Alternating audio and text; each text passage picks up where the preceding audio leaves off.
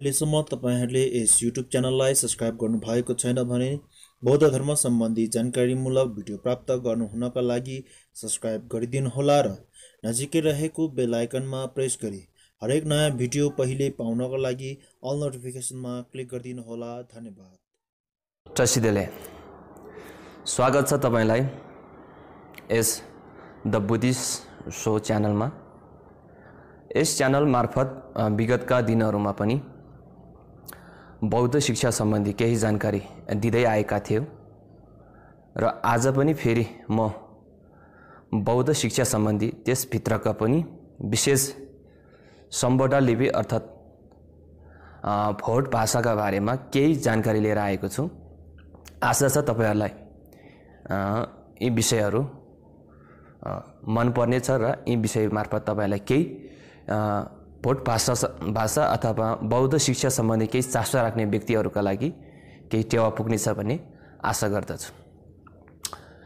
सम्बोधा लिपि रचना कसले गरियो, कसरी भयो भनेर केही यसको बारेमा जानकारी दिने भन्दा पहिला हामी भारतवर्षको अक्षर अथवा भारतवर्षको भाषातिर अलिकति त्यतातिर कोट्याउनु पर्ने हुन्छ। किन भन्दाखेरि जति पनि अधिकांश भनौं लगभग 95% जति चाहिँ तपाईको अधिकांश चाहिँ तपाईले जति पनि सम्बोधा लिपिमा रचना गरिएको भाषाहरू अक्षरहरू छ त्यो सबै भारतवर्षको भाषाबाट साभार गरिएको अथवा भारतवर्षको भाषालाई नै मेन बेस अथवा मेन आधार बनाएर चाहिँ रचना गरेको पाइन्छ। त्यसै कारणले गर्दाखेरि पनि भारतवर्षको भाषातिर हामी थोरै जानकारी दिनेतर्फ जाँदै छौं।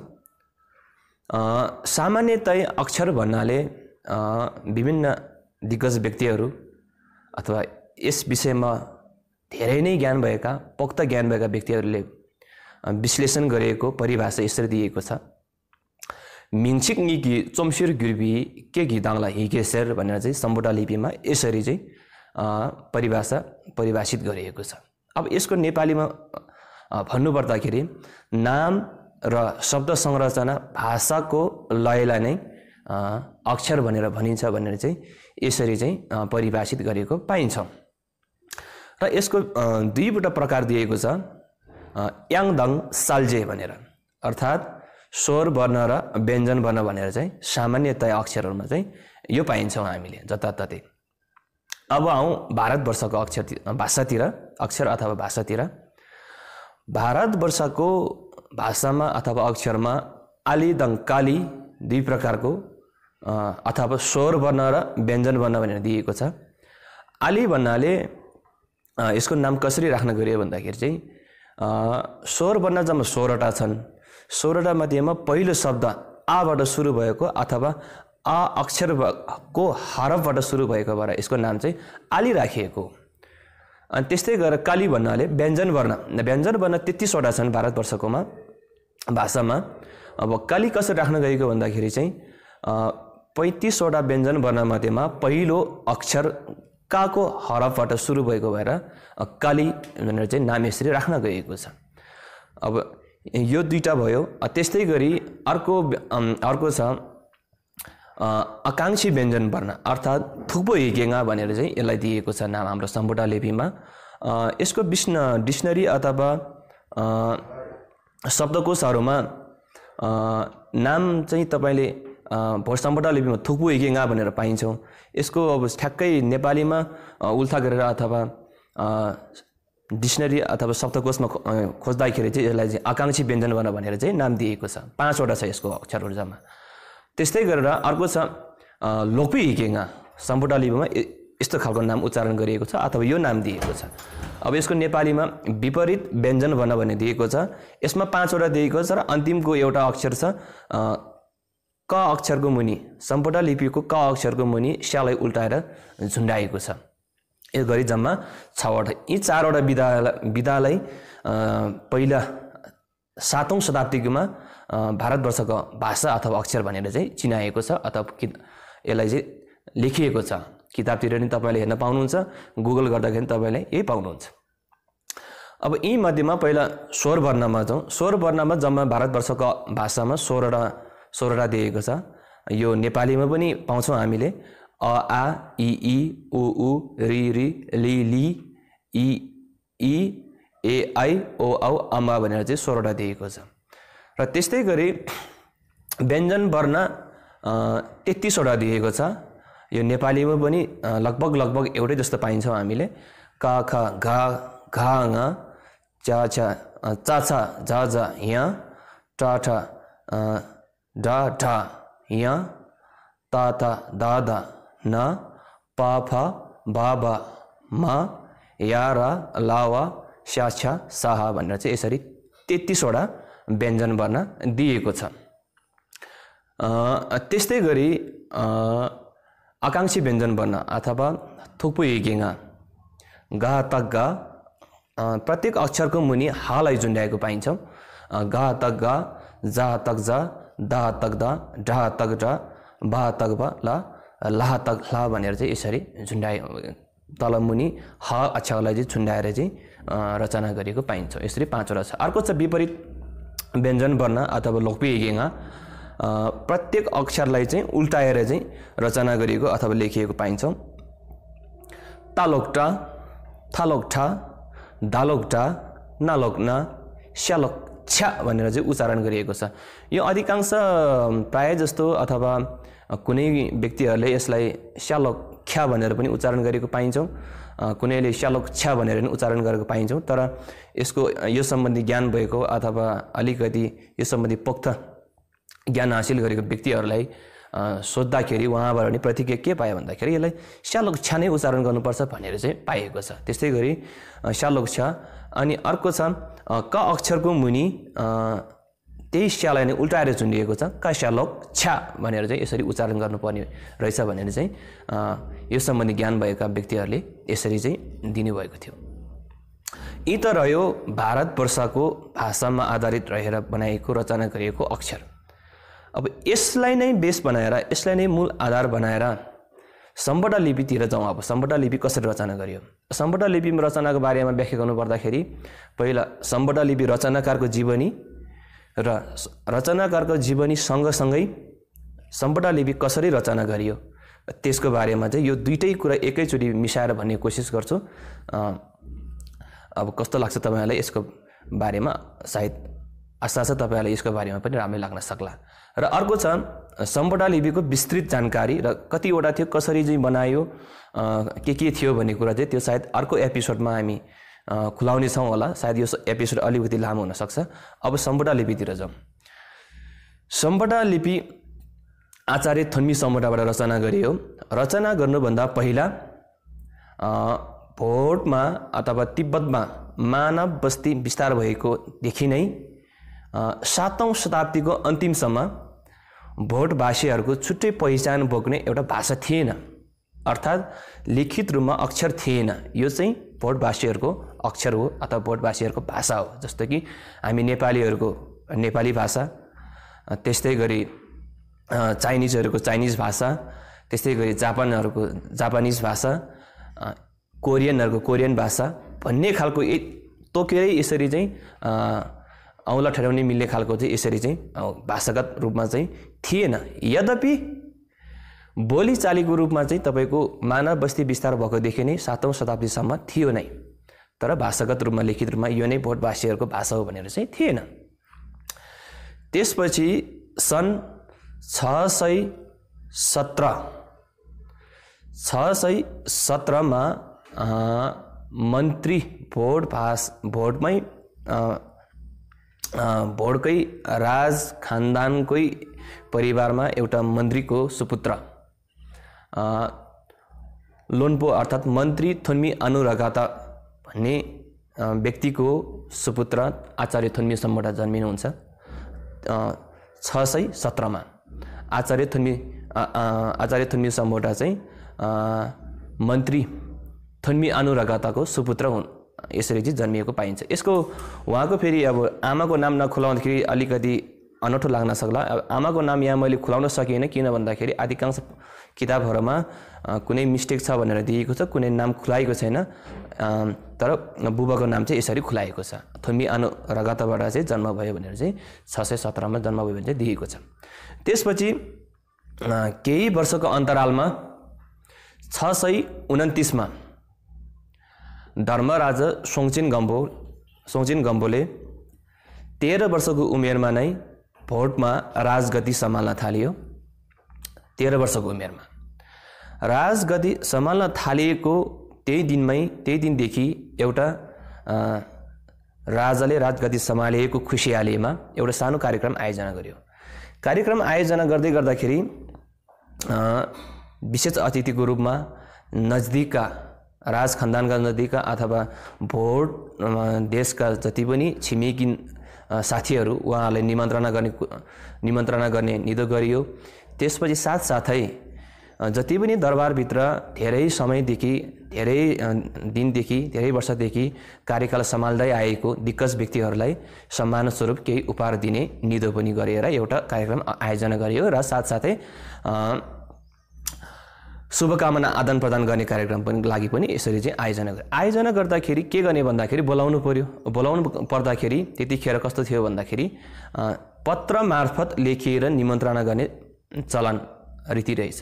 तर पत्र पनि कस्तो भन्दाखेरि जुन देशको भाषा छ त्यही देशकै भाषामै लेखेर चाहिँ निमन्त्रणा गर्नुपर्ने रहेछ। त्यतिखेरको सिस्टम चाहिँ त्यस्तै थियो। हाल हाम्रो आजकलको सिस्टम चाहिँ जसले जे भाषामा बुझिन्छ त्यसमै लेखेर पठाउने अब अहिलेको समय त्यस्तो छ। तर त्यतिखेर चाहिँ जुन देशको भाषा हो त्यसमै लेखेर पठाउनु पर्ने खालको नियम रहेछ। त्यसका लागि एउटा निमन्त्रणा पत्र लेख्ने निधो गरियो। लेख्दै गर्दाखेरि राजाभन्दा अलिकति दिग्गज व्यक्तिहरू जो चाहिँ धेरै वर्षदेखि कार्यरत रहेर राजदरबारमा काम गर्दै आएको व्यक्तिहरूले यसरी निमन्त्रणा पत्र अथवा चिठी लेख्दाखेरि आफ्नै देशको भाषामा लेख्नुपर्छ भनेर राजालाई सल्लाह सुझाव दिँदाखेरि राजालाई एउटा मनमा के कुरा लाग्यो भन्दाखेरि सोङचेन गम्बोको पालासम्म त तपाईँको कुनै पनि भोटवासीहरूको छुट्टै पहिचान भएको अक्षर थिएन, भाषा थिएन भनेपछि राजालाई के लाग्यो भन्दाखेरि यदि हाम्रो पनि छुट्टै पहिचान भोगेको भाषा भएमा राम्रो हुने रहेछ भन्ने खालको एउटा मनमा त्यस्तो लाग्यो। मनमा नै हुनुपर्ने रहेछ भन्ने खालको एउटा मनमा कुरा खेलाउन थाल्यो। र साथसाथै के लाग्यो भन्दाखेरि त्यतिखेर भोटमा बौद्ध शिक्षा एकदम फस्टाउँदै थियो, जताततै व्याप्त रूपमा फैलिरहेको थियो। र यदि भाषागत रूपमा लिखित रूपमा भाषा भयो भने यो फस्टाउँदै फैलिँदै गरेको बौद्ध शिक्षालाई पनि धेरै टेवा पुग्ने रहेछ भन्ने खालको जुन मनमा कुरा खेलाइरहेको थियो। त्यहाँदेखि नै अब यो सम्पूर्ण लिपि कसरी रचना गर्ने भन्ने कुरा चाहिँ यसरी चाहिँ उत्पन्न भयो। त्यसपछि कार्यक्रम सकियो, यताउता गएर कार्यक्रम सक्ने बित्तिकै अब लिपि अथवा भाषा चाहिँ रचना गर्ने कार्यक्रमतिर लाग्न थाल्यो राजा। भाषा अब यसरी चाहिँ समूहमा बसेर छलफल गरेर भाषा सिक्नका लागि कसलाई पठाउने के गर्ने भन्ने कुरा निधो भयो। अन्तिममा मन्त्रीमण्डलकै थोन्मी अनुरागताको सुपुत्र थोन्मी सम्बोडालाई भारतवर्षमा अहिलेको त नभनौँ त्यतिखेरको एकदम प्रसिद्ध प्रख्यात विश्वविद्यालय नालन्दा विश्वविद्यालयमा भाषा सिक्नका लागि पठाउन भनेर निधो गर्यो। यद्यपि योभन्दा पहिला पनि मन्त्रीमण्डलकै बैठक बसेर सरसल्लाह गरेर पहिला पनि भाषा सिक्नका लागि भनेर भारतवर्षमा पठाएको थियो।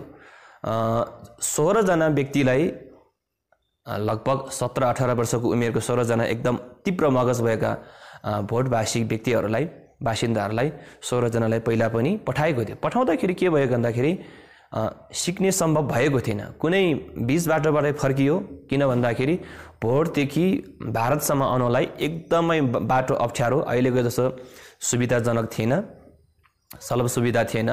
नेपाल हुँदै जानुपर्ने थियो। कुनै आदि बाटोबाटै फर्कियो किनभने बाटो एकदम अप्ठ्यारो, डरलाग्दो, घना जङ्गल, धेरै भिरपाखा, खोलानाला तर्नुपर्ने भनेर डरले कुनै फर्कियो। कुनै आउँदै बीच बाटोमै मरियो, कुनै भारत पुगेर मरियो, कुनै फेरि भारत त पुगियो, नालन्दा विश्वविद्यालय पनि पुगियो, तर भाषाको समस्या आयो। किनभने भोटवासीहरूको बोल्ने भाषा र भारतवर्षको बोल्ने भाषा अलिकति नमिल्ने भएको भएर सिक्नका लागि धेरै समस्या आइपर्यो र यस्तो विभिन्न खालको समस्या आएको कारणले गर्दाखेरि पहिला पनि सक्षम भएको थिएन। त्यसपछि जब 7औं शताब्दीको अन्तिमतिर धर्मराजा सोङचेन गम्बोले भाषा सिक्नका लागि थुन्मी अनुरागको सुपुत्र थुन्मी सम्बोटालाई पठाउने निधो गरियो र साथसाथै थुन्मी सम्बोटासँगै उहाँलाई सहयोगका लागि भनेर 10 जना व्यक्ति खटाएर पठायो।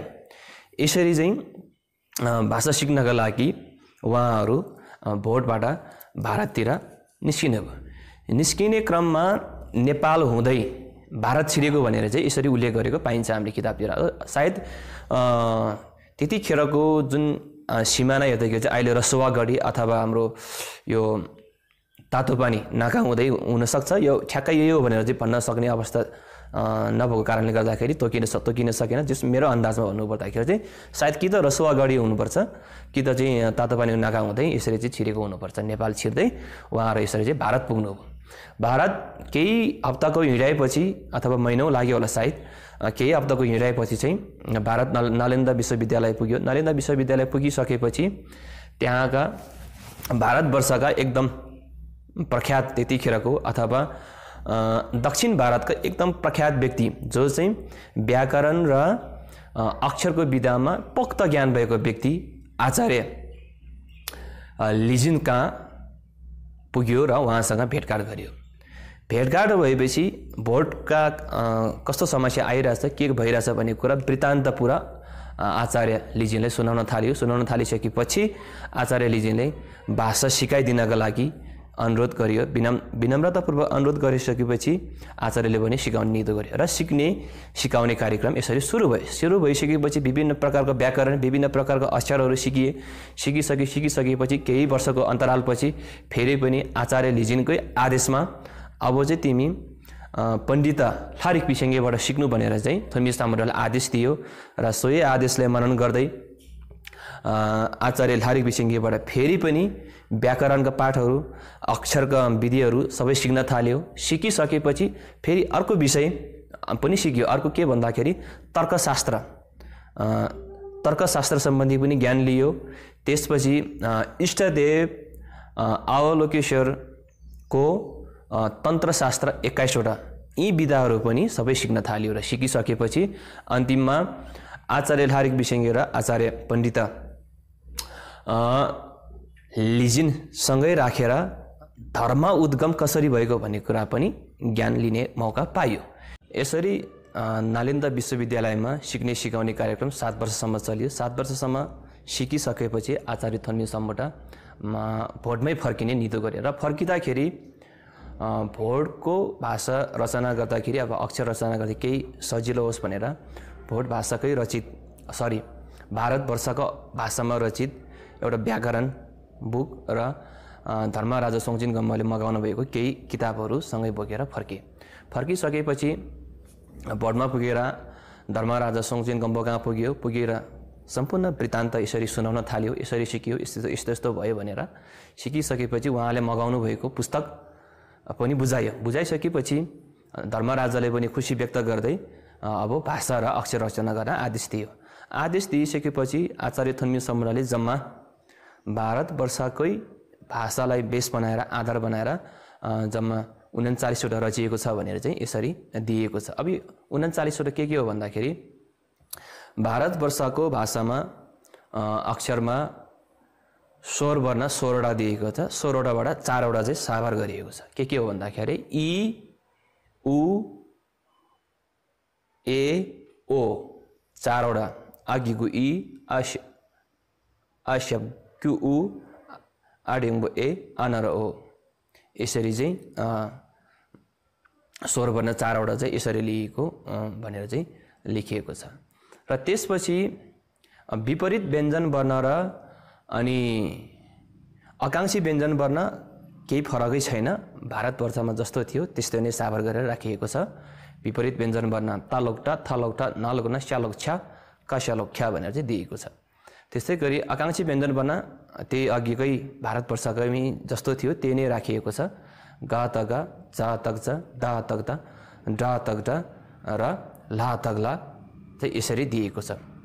5 वटा यसरी दिएको छ। र अर्को छ व्यञ्जन वर्ण जम्मा भारतवर्षमा 33 वटा छ। हाम्रो भोट भाषामा चाहिँ तपाईको अथवा सम्बोटा लिपिमा चाहिँ 30 वटा छ। अब 30वटा मध्येमा 6वटा चाहिँ भारतवर्षमा पनि थिएन, त्यो थुन्मी सम्बोडा आफैले रचना गरिएको भनेर उल्लेख गरिएको छ। र त्यसमध्येमा 24वटा चाहिँ भारतवर्षकै अक्षर अथवा भाषालाई बेस बनाएर त्यहाँबाट साभार गरिएको पाइन्छ व्यञ्जन वर्ण। अब यी मध्येमा 24वटा त रचना गरिसक्यो, अब 30वटा पुगेको थिएन। अब 6वटा अक्षर कसरी रचना गर्ने भनेर अब अथवा भोटभाषीहरूको लागि छुट्टै त्यहाँको भाषासँग मिल्दोजुल्दो अक्षर हुनु पर्यो भनेर सोचिराख्दाखेरि अथवा भोट भाषाको बोल्ने शैली अथवा बोल्ने भाषा र भारतवर्षको बोल्ने शैली र बोल्ने भाषा नमिल्ने भएको कारणले गर्दाखेरि आचार्य थुन्मी सम्बन्धलाई केही अब यसलाई रचना गर्नलाई के कठिनाइ आइपरेको थियो। कठिनाइ यसरी आइपर्दाखेरि केही छिन निराशाजनक भएर यसरी अनुहार निहुरिएर खोप्टो परेर चाहिँ ओछ्यानमा पल्टिरहेको बेला अचानक कुनै ठाउँबाट एउटा व्यक्ति थुन्मी सम्बोडा कहाँ आइपुग्छ। उक्त व्यक्ति एकदम गोरो चिट्टी परेको, शरीरभरि र टाउकोमा फलामकै टोपी र फलामकै चाहिँ तपाईँको वस्त्र धारण गरेको चाहिँ एउटा व्यक्ति आइपुग्छ। लाग्छ ऊ कुनै पनि युद्धभूमिमा जानका लागि तयार भएर आएको जस्तो देखिएको थियो। आइसकेपछि आउने बित्तिकै आचार्य थुन्मी सम्बोडाले यसरी चाहिँ लगातार प्रश्न गर्नुहुन्छ, गाङ्ने झन् जेबर भनेर चाहिँ आचार्य थुन्मी सम्बोडाले प्रश्न गर्नुहुन्छ। र उक्त व्यक्तिले स्याङसुङ ने होङ शेर भनेर चाहिँ म स्याङसुङ भन्ने ठाउँबाट चाहिँ आएको हो भनेर चाहिँ उत्तर दिनुहुन्छ। स्याङसुङ भन्ने ठाउँ चाहिँ फेरि तपाईँको भोटकै एउटा प्रान्त हो जहाँ चाहिँ बोन धर्मको उद्गम थलो भनेर मानिन्छ र उक्त ठाउँबाट आएको भनेर चाहिँ स्याङसुङ ने होङ शेर चाहिँ एन्सर दिइन्छ। र त्यसपछि अर्को प्रश्न सोध्नुहुन्छ, गाङ दु टोचे बे अर्थात् कता जानुहुने भनेर चाहिँ आचार्यले चाहिँ सोध्नुहुन्छ। सोधेपछि उक्त व्यक्तिले फेरि साहोर टु डोसेर अथवा साहोर भन्ने ठाउँतिर म जान लागेको भनेर चाहिँ उहाँले एन्सर दिनुहुन्छ। र फेरि आचार्यले सोध्नुहुन्छ, खाङ जेदु ठोस अर्थात् तपाईँ के गर्न जानुहुने साहोर भन्ने ठाउँमा सोद्धाखेरि झ्या न्युरुठो भनेर चाहिँ यसरी चाहिँ एन्सर दिनुहुन्छ। झ्या भन्नाले सम्बोडा लिपिमा चियापत्तीलाई झ्या भनिन्छ। हाम्रो नेपाली भाषामा चाहिँ हामी चिया भन्छौँ, सम्बोडा लिपिमा चाहिँ झ्या भन्छौँ। अब यो अर्थ एउटै लाग्छ, उच्चारण र अक्षरमा मात्रै फरक छ। चियापत्तीलाई झ्या भनेर चाहिँ यसरी उच्चारण गरेर चाहिँ चियापत्ती किन्न जाने भनेर चाहिँ यसरी झ्या न्युरुटो भनेर चाहिँ एन्सर दिइन्छ। र अन्तिम प्रश्न नामलेप भनेर चाहिँ आचार्यले सोध्नुहुन्छ, अर्थात् कतिखेर पुग्नुहुन्छ उक्त ठाउँमा भनेर भन्दाखेरि चाहिँ उक्त व्यक्तिले फेरि एन्सरमा चिछ्या शेरस अथवा टुङ्गो छैन, थाहा छैन कतिखेर पुगिन्छ भनेर चाहिँ यसरी चाहिँ उहाँहरू दुई बिचको कन्भर्सेसन संवाद केही बेरसम्म चल्छ। चलिसकेपछि उक्त व्यक्ति आफ्नो गन्तव्यतिर लाग्छ। गन्तव्यतिर लागिसकेपछि आचार्य थुन्मीसम्म त्यतिखेर अब अक्षर रचना गर्ने एउटा मनस्थिति चलिरहेकै थियो। उक्त व्यक्ति गइसक्ने बित्तिकै उक्त व्यक्तिले दिएको एन्सरमा अथवा उत्तरमा धेरै बेर मन खेलाउन थाल्छ अथवा त्यतातिर दिमाग गएर चाहिँ कोट्याउन थाल्छ। उक्त व्यक्तिले वाक्यमा कस्तो शब्द प्रयोग गरियो, कसरी प्रयोग गर्यो भनेर, कुन अवस्थामा प्रयोग गर्यो भनेर आचार्य थुन्मी सम्बन्धले यसरी चाहिँ बिस्तारै मनमा कुरा खेलाइराख्दाखेरि पहिलो वाक्य कहाँबाट आएको हो भन्दाखेरि स्याङसुङ ने होङसेर अथवा म स्याङसुङ भन्ने ठाउँबाट आएको भन्दाखेरि त्यो स्याङसुङ भन्ने जुन वाक्य छ त्यहाँबाट चाहिँ आचार्य थुन्मी सम्बन्धले स्या भन्ने शब्द रचना गरियो। र त्यस्तै गरी कहाँ जाने भनेर प्रश्न गर्दाखेरि साहोर दुटो भनेर त्यो एन्सर दिँदाखेरि त्यस वाक्यबाट सा अक्षर र हा अक्षर यसरी चाहिँ रचना गरिएको भनेको छ। फेरि यहाँनिर तपाईँहरूले दुविधा हुन सक्दा सा भन्ने त एउटै मात्र अक्षर किन फेरि यहाँ दुईटै आयो भन्दाखेरि सा शब्द उच्चारण गर्दाखेरि हाको पनि उच्चारण सँगसँगै भएको कारणले गर्दाखेरि सा अक्षर र हा अक्षर चाहिँ यसरी रचना गरेको भनेर दिएको छ। अर्को छ के गर्न जाने, उक्त साहोदु भन्ने ठाउँमा के गर्न जाने भनेर क्वेसन गर्दाखेरि झ्या न्युरोटो अर्थात् म चियापत्ती किन्न जाने भन्दाखेरि त्यस वाक्यबाट झ्या शब्द चाहिँ यसरी चाहिँ रचना गरियो भनेर लेखिएको छ। र अन्तिम प्रश्न कतिखेर पुग्नुहुन्छ उक्त ठाउँमा भन्दाखेरि चिछ्यास अथवा टुङ्गो छैन भनेर एन्सर दिँदाखेरि उक्त वाक्यबाट च्या अक्षर र छ्या अक्षर चाहिँ यसरी चाहिँ थुन्मी सम्बोधले रचना गरियो। यसरी चाहिँ 6वटा थुन्मी सम्बोध आफैले उक्त दुईजना व्यक्ति बीचको संवादबाट 6वटा अक्षर च्या छ्या झ्या स्या सा हा 6वटा अक्षर चाहिँ यसरी भारतवर्षमा पनि छैन यो अक्षर चाहिँ भोटको छुट्टै पछि आचार्य थुन्मी सम्बोधा लिपिमा रचना गरिएको 6वटा अक्षर यो सँगै मिलाएर चाहिँ तपाईले व्यञ्जन वर्ण सम्बोधा लिपिमा 30वटा भनेर चाहिँ थुन्मी सम्बोधाले यसरी रचना गरिएको थियो। यसरी व्यञ्जन वर्ण, स्वर वर्ण, आकांक्षी व्यञ्जन वर्ण, त्यस्तै गरी विपरीत व्यञ्जन वर्ण सबै अक्षर रचना गरिसकेपछि त्यहाँ फेरि त्यसपछि सिक्ने सिकाउने कार्यक्रम चल्न थाल्यो। सिक्ने सिकाउने कार्यक्रम चल्दाखेरि धर्मराज सोङजिन गम्बा आफै पनि 3 वर्षसम्म लगातार मेहनत गरेर सिकियो र पहिले त राजदरबारमा रहेको सम्पूर्ण व्यक्तिहरूलाई सिकाउन लाग्यो, आफू पनि सिकियो, राजा आफै सिकियो र सम्पूर्ण व्यक्तिहरूलाई सिकाउन लगाइसकेपछि त्यहाँबाट बिस्तारै जनताका सामुन्ने पुर्याउन थाल्यो। बिस्तारै यसरी सम्बोधा लिपि चाहिँ गाउँघरमा सहरमा यसरी फैलिँदै आजको दिनसम्म 21औं शताब्दीसम्म तपाईँ हामीले विशेष गरी यो बौद्ध धर्म सम्बन्धी चासो राख्ने व्यक्तिहरूले पढ्दै गरिएको लिपि सम्बोधा लिपि चाहिँ थुन्मी सम्बोधाले यस्तो अवस्थाबाट चाहिँ यसरी रचना गरिएको भनेर चाहिँ हामीले किताबतिर अथवा तपाईले अहिले नेटको जमाना छ, डिजिटल जमाना छ, तपाईले गुगलतिर सर्च गरेर पनि प्राप्त गर्न सक्नुहुन्छ। यसरी चाहिँ हाम्रो सम्बोधा लिपि रचना गरिएको छ भनेर चाहिँ उल्लेख गरिएको छ। हस् त आजको लागि यो पहिलो एपिसोडमा सम्बोधा लिपि कसले रचना गरियो, कसरी रचना गरियो भन्ने कुरा थोरै जानकारी दिने कोसिस गरियो। आशा छ तपाईहरुलाई यी जानकारीले केही टेवा पुग्नेछ भनेर आशा राखेको छु। धन्यवाद।